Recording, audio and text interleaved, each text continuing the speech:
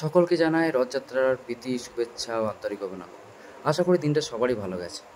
আশা করি সবাই রথ টথ টেনেছেন। দুঃখের বিষয় পড়ে গেছিলো আমার বিশিফট, তাই বিশিফট ডিউটি করে রথ দেখতে গেছিলাম আর কি। দুঃখের বিষয় গিয়ে দেখলাম জগন্নাথ দেবনের রথের মধ্যে আর দড়িও হাওয়া। দড়ি থাকলে অন্তত টানাটানি করতাম। দিনকাল যা খারাপ যাচ্ছে আমার, মানে অবস্থা তো পুরোপুরি খারাপ। তো ভাবলাম রথ টানলে যদি একটু দিনকাল ভালো যায়, যদি ঠাকুর একটু কৃপা করে আমার ওপরে। দুঃখের বেশি সেটাও হলো না। জগন্নাথ দেবও হাওয়া, এদিকে দড়িও হাওয়া। যাই হোক, রথ টানতে পারলাম না আর কি, একটু ঠেললাম যদি কাজ হয় কোনো। তারপরে বাড়ি গিয়ে দেখলাম যে দোকানপাট তো সব বন্ধই হয়ে গেছে বললেই চলে। ওই কয়েকটা দোকান খোলা, মেয়েদের ইমিটেশন, একটু খেলনা মেলনার দোকান আর একটু ভাজা পোড়ার দোকান আর কি। ওই চপ টপ বেগুনি টেগুনি এসব ভাজছে।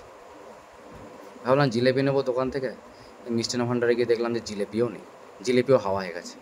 শুধু রয়েছে সেও ভাজা। তো সেও ভাজা খেতে ভালো লাগে না, তো জিলেপি ভাবলাম নেবো, তো জিলেপি নেই। মনটা খারাপ লাগলো, কী আর করি। যাই হোক, তো দেখলাম পাঁপড় ভাজছিল। তো মেলায় গেলে শুনেছি পাঁপড় খাওয়া দরকার, রথের মেলায় গেলে।